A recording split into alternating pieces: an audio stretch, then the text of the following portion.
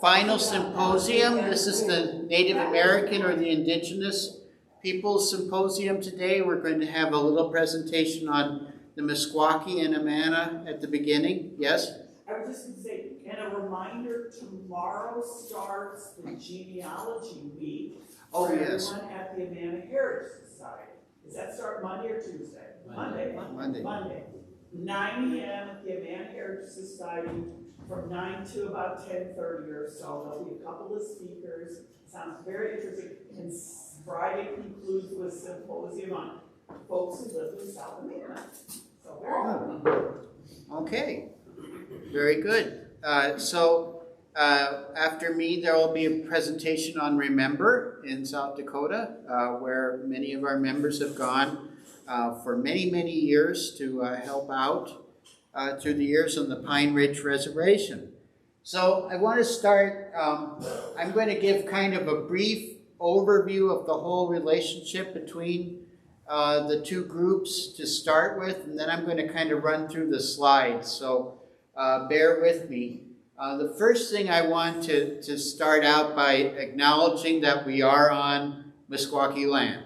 This was Meskwaki land up until 1842, legally. And another thing to acknowledge is that I don't want anybody to come away from this with the idea that we were like the great white savior of the Meskwaki or anything like that. The relationship was a mutual relationship between the two groups. They're very similar in some interesting ways. They had a trading relationship and they had sort of a cultural exchange relationship going on for many years. And most of what I've been able to gather is not in official records. There are about 6 photographs that we found of Meskwaki here in Amana, but there was a lot of oral tradition. Unfortunately, we started this project about 12 years ago as part of the Iowa Valley Scenic Byway Corridor Management Plan, and there were still some older people living at that time who had worked in the kitchen houses, and so they had memories of the Meskwaki, but I'm sure that many of you have some traditions that have been passed down in your families that you'll want to share when we're done. This picture that we start with kind of summarizes the whole relationship, and that is, it's a young Meskwaki woman, or actually 2 Meskwaki women at the Heinz Kitchen House, otherwise known as Dan Berger's house, here in Amana. It was taken about 1900. The main medium of exchange between us and the Meskwaki was the kitchen houses. She's wearing a blanket, which I don't think is an Amana blanket, but as you'll see, the Amana blankets were very highly prized by the Meskwaki. So the Meskwaki, for those of you who don't know, are the resident Native American tribe in Iowa. They live on a settlement, not a reservation, it's a settlement, about 50 miles from here, near Tama. And they are sometimes known as the Fox. But correct2, it is Meskwaki, and it is spelled M-E-S-K-W-I-K-I. Sometimes it's been spelled with a Q, Q-I-E. But the K spelling is the one the tribe prefers today. And they originated in the Great Lakes region. They're an Algonquin nation. They originally started by their tradition up by Niagara Falls, if this sounds familiar. And then they moved their way west. They were driven west. They eventually wound up in Wisconsin. In the 1600s and 1700s, the French tried to totally exterminate the tribe. And it got down to fewer than 100 members, if I remember correctly, at one point. And then they came as refugees from the so-called Fox Wars south down to the Dubuque area on the Iowa side of the Mississippi River. And they kind of coexisted with the Sauk tribe. And the Sauk are sort of related to the Meskwaki, but they were 2 distinct groups. What happened is in 1804, there was a treaty signed in St. Louis by some Sauk tribal members that ceded some land, and the government recognized them as the Sac and Fox tribe. And that's where the confusion started. So the tribe was never a unified group, but it was on paper as far as the government was concerned. Well, it made a nice noise anyway. I did my research as part of the Iowa Valley Scenic Byway, which those of you who know is a 77-mile route that goes all the way around the colonies and Marengo, and then travels up through Belle Plaine and Chelsea. Part of it follows the old Lincoln Highway route, and it eventually winds up going through the Meskwaki settlement. So it's anchored on the one end by the Meskwaki settlement, and on the other end by the Amanas. It kind of follows one of the traditional roads between the two settlements. And so when we were getting together to do this project, we worked in cooperation with the tribal historian, and we really wanted to emphasize this story of the connection between the tribe and the Amana people. And we did. And let me just go on to say, I mentioned earlier that this is a settlement because what happened is in 1856, the Meskwaki had been treated out of Iowa. So there were treaties in 1832, 36, 42, and they were supposed to leave the state. But some bands of Meskwaki were very persistent, and they actually kind of would hide out in winter camps, mainly in central Iowa. Some actually did go down to Kansas to the reservation that was allotted to them. But what eventually happened is a group from Kansas came back to Iowa in 1856 and basically petitioned the government, the state of Iowa, to allow them to legally buy land. And they bought 80 acres for upwards of 300 people to live on in the Tama area. And that was the beginning of the settlement. And they were able to add on to that land through the years till it was a few thousand acres. And because it was a settlement and they owned it, the government was not as able to dictate to them as it was to other Native American groups. So they had a good deal of autonomy and authority, and they were able to preserve their culture well into the 20th century. So you've got two settlements, if you will, the Meskwaki settlement on the one end of the byway and the Amana settlement on the other. And two groups of people that in some ways you could think of as tribes. In a way, a unified body of people with similar beliefs and a cultural background, in our case German, living together in a communal arrangement, because they're definitely communal.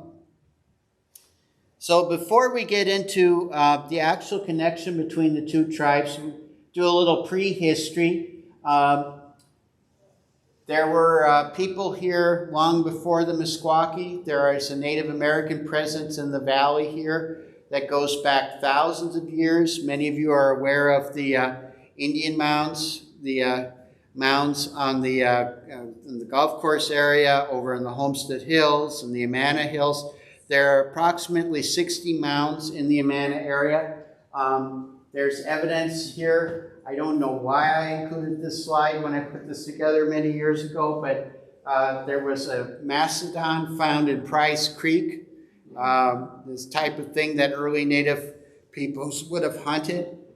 We went back to the University of Iowa, and that's actually the one of the bones from the mastodon that I'm leaning over. That is one of the mounds on the nature trail by Homestead. And then you get to the Meskwaki. So the Meskwaki actually come to this specific area where we are now in about 1839. And there was a settlement, was controlled by a man named Wakasasi, and I hope I'm pronouncing that nearly correctly, that kind of moved from Johnson County into Iowa County. So there's evidence of them living down in the area where Terry Trueblood Lake is in Iowa City, was called Napoleon. There was a trading house there run by a man named John Gilbert, hence Gilbert Street in Iowa City. And then ultimately, these bands unified at a place that we now know as South Amana. And the reason they settled there was a trading house run by a Mr. Patterson there. And he was a representative of the American Fur Company. And they have found in the records that, generally speaking, Meskwaki villages were located within a mile of a trading house. And this is certainly the case in South Amana. So the Meskwaki are going to come and settle very close to South Amana, about a mile outside, directly across from the Cat's Back Hill. And it's a settlement of probably 500 people, and it is led by Wakasasi and by a fellow named Pawashi that you may have heard of. This is an engraving of Sauk and Meskwaki leaders based on a drawing by Carl Bodmer, who met them in St. Louis in the 1830s. And one of the Meskwaki that he met while he was in St. Louis on his westward expedition was Wakasasi himself, so we actually have a picture of him. The interesting thing about Carl Bodmer, just a little aside, he was traveling with Prince Maximilian of Wied. Prince Maximilian of Wied's family were the ruling family of Neuwied, where many of the Inspirationists lived, like the Noys and the Byers and so on. So it's a small world. These are some Meskwaki leaders. They came here because of the Iowa River. They were a river-focused folks. They traveled on the river.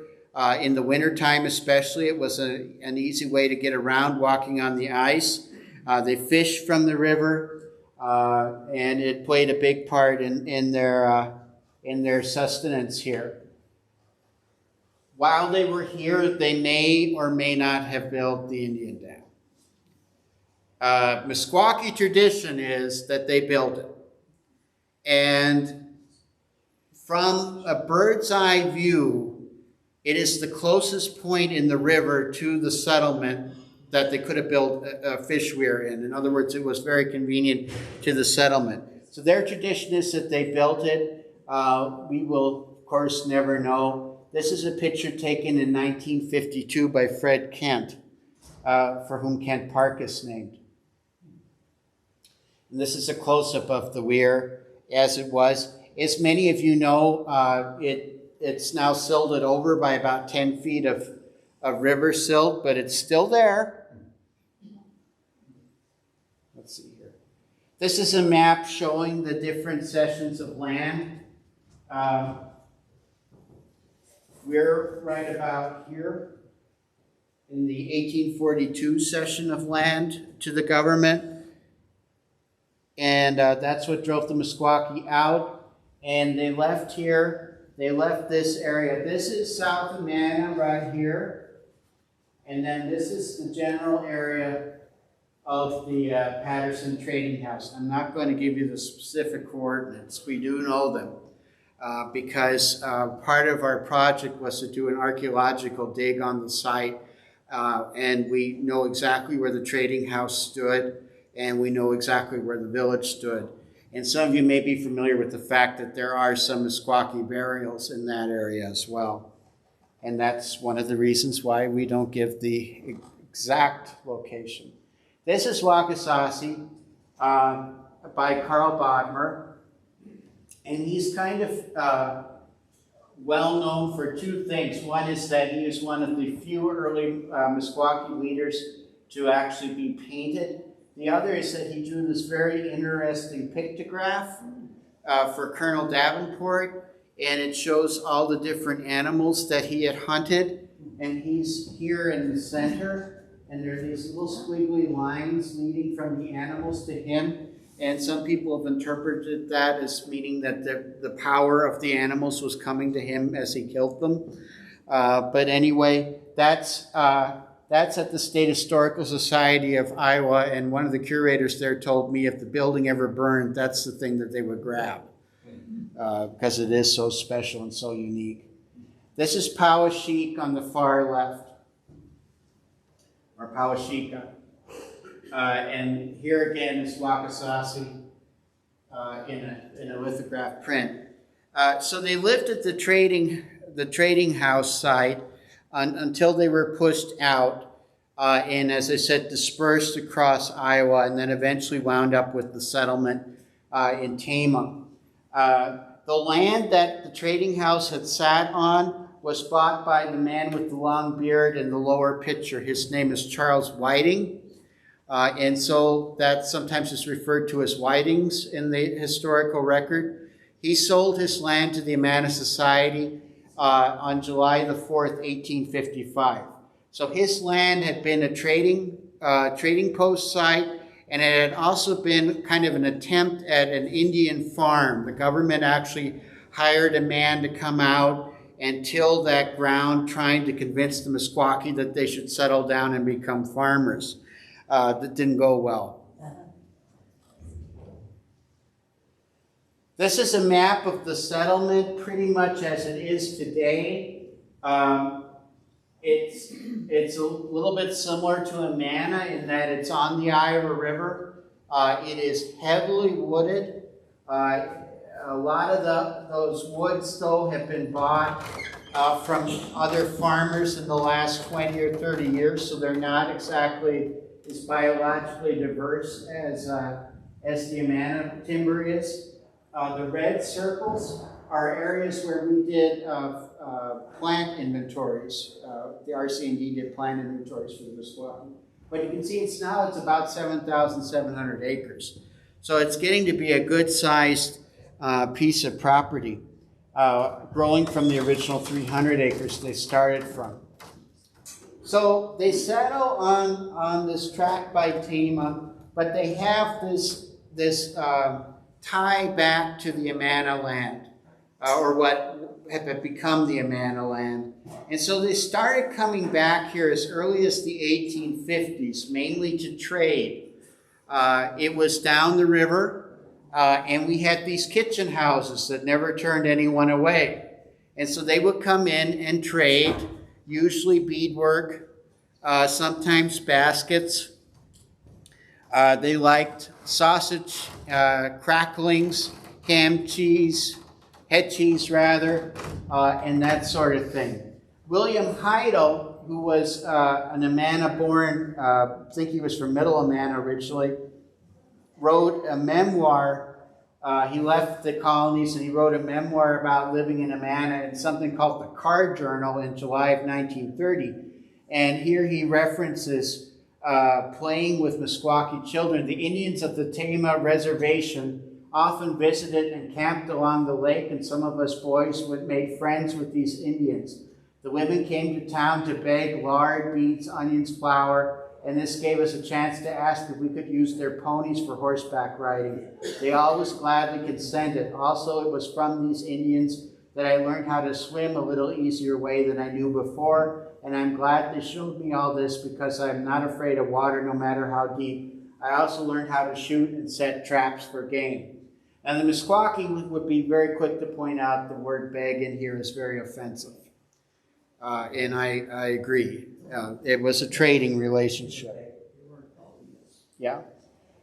This is James Powashika on the left with his family. The Meskwaki would disperse into winter camps in the winter time, and some of those campsites are located in the Amana timber.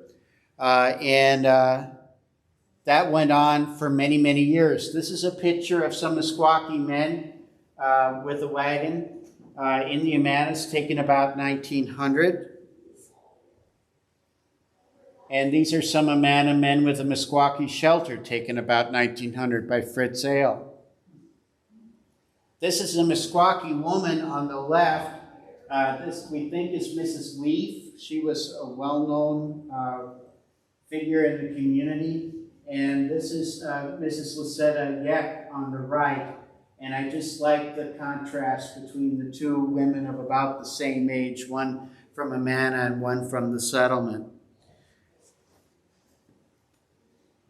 This is Pusha Taniqua, who was the last federally recognized chief, if you will, of the Meskwaki. And he was actually born presumably at Wakasasi's village by South Amana. And then these are some pictures of the settlement and Amana homes. So what they would do is they would come oftentimes in the fall and into the winter. They would set up camps west of West Amana, north of Middle Amana, and then by the old village site by South Amana. In fact, they camped in that area so much in our history that it was known as the Inja Bush, the Indian woods. And they would come into the village and they would trade. And some people did not appreciate that very much. They were a little prejudiced, if you will. One lady I spoke to, who has since long gone to a reward, really hated it when they showed up. But others thought of it as an exciting time because they were dressed in bright colored clothes, and they were a little bit more of a different culture than we were used to, and they were a change of pace from the dark blue calico of the Amanas. This is a picture that I'd known about for years, and then I realized, oh my gosh, that's a Meskwaki woman and child here, because you can see the big flounce on her dress. And this is presumably my great-great-grandfather, because it's at his house. The building in the background is the Ronneberg restaurant now. But there they are, leaving a kitchen house. Possible examples of Meskwaki-made bead necklaces exchanged for food. There are lots of examples. One family I know has like 24 necklaces that were exchanged. And people made very close friendships with some of these Meskwaki people. One lady talked about how her mother became very close friends with a young Meskwaki woman who always came with another woman to the kitchen house to get food. And she said one time she showed up and she was alone, and she said, well, where's your friend? And she said, oh, she's giving birth down in the orchard.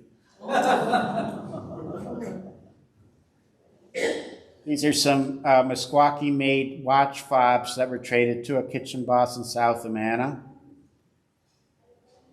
Let's see.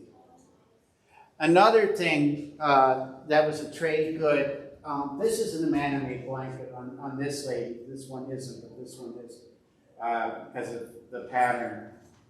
They traded for Amana blankets, and they were so highly prized that Ray Youngbear, who's a famous Meskwaki author, actually has included the Amana blankets as kind of a sign of distinction in some of his stories.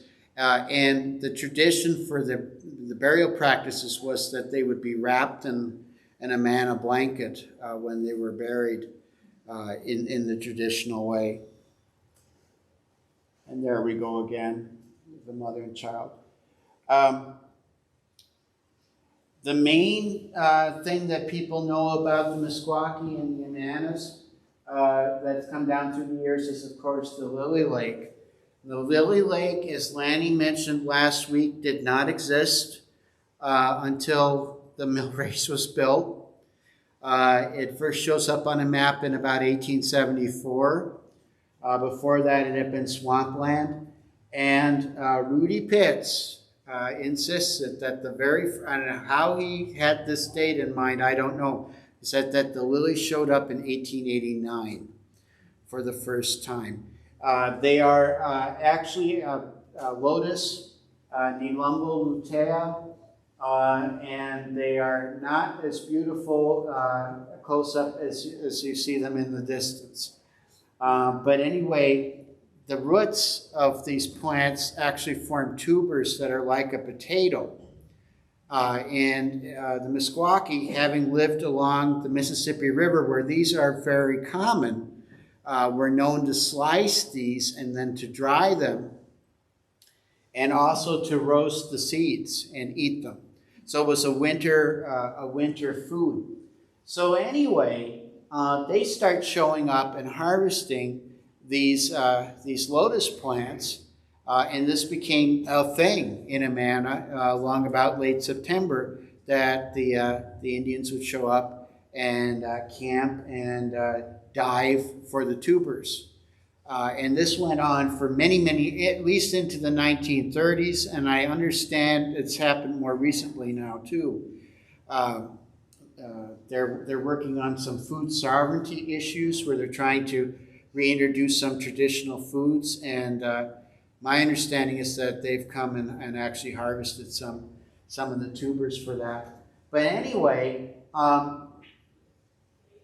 they aren't native. These plants are not native to the interior of Iowa. They are Mississippi River backwater.